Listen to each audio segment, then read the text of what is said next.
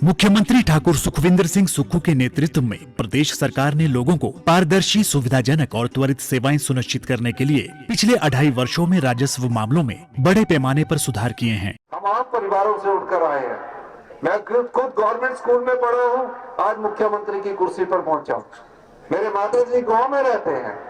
मैं देखता था कि पटवारी के बार बार चक्कर लगाने पड़ते हैं और हमने फैसला किया कि महीने के 2 आखिरी दिनों में राजस्व अदालतें लगेगी।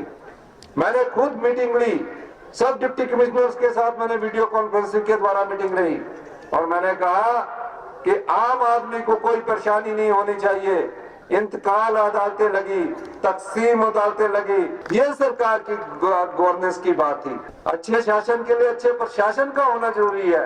प्रदेश के इतिहास में पहली बार तहसील और उप तहसील स्तर पर विशेष इंतकाल अदालतों का आयोजन किया जा रहा है। इन विशेष अदालतों में अब तक लगभग 4,36,249 राजस्व मामलों का निपटारा किया गया है। इनके माध्यम से इंतकाल के 3,60,105, तकसीम के 22,592, निशानदेही के 39,835 और राजस्व त्रुटियों के 10,710 मामलों का समाधान किया गया है। यहाँ पर राजस्व लोक अदालत का जो आयोजन किया गया है, इसमें मेरा भी एक इंतकाल का काम था, तो जो बहुत जल्दी हो गया है।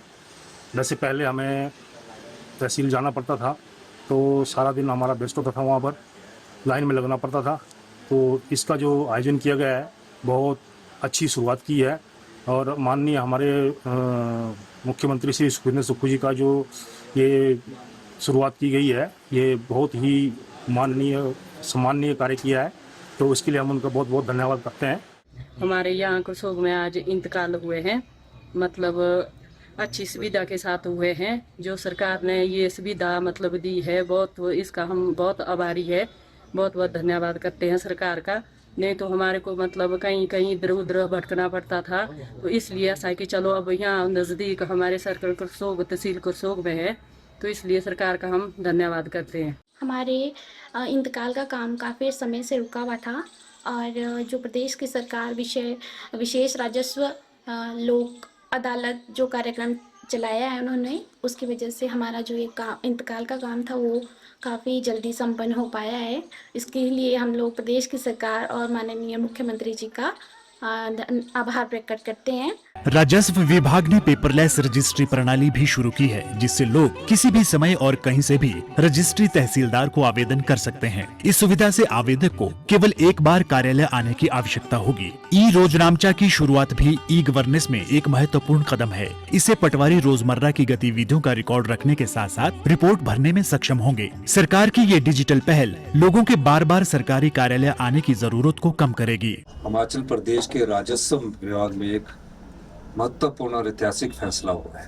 पहली बार माननीय राजस्व मंत्री जी के नेतृत्व में एक कमेटी गठित हुई थी और हमने ये फैसला किया जब हमारी सरकार बनी थी कि पुराने ढर्रे से जो व्यवस्था चली आ रही है उसको बदलने की जरूरत है। टेक्नोलॉजी का युग है और उस युग में हमें आगे बढ़ना है। हमें बड़ी खुशी है कि 10 जिलों में माई डीड नाम से ऑनलाइन रजिस्ट्रेशन की शुरुआत कर दी गई। रजिस्ट्री करवाने के लिए गांव के लोग, किसान लोग, बागवान लोग बैठते थे और उनको रजिस्ट्री करवाने के लिए पूरा दिन बैठना पड़ता था। तो इस सब समस्याओं का निदान करने के लिए हमने माई डीड नाम की पेपरलेस रजिस्ट्री की शुरुआत की है। एक बड़ा ऐतिहासिक परिवर्तन है और 1 साल के भीतर आप देखोगे कि फेसलेस रजिस्ट्री घर बैठकर हो जाएगी। इस दिशा में हमारी सरकार ने एक महत्वपूर्ण बदलाव किया है और इससे लोगों को आने वाले पूरे प्रदेश में इस प्रकार की सुविधा मिलेगी।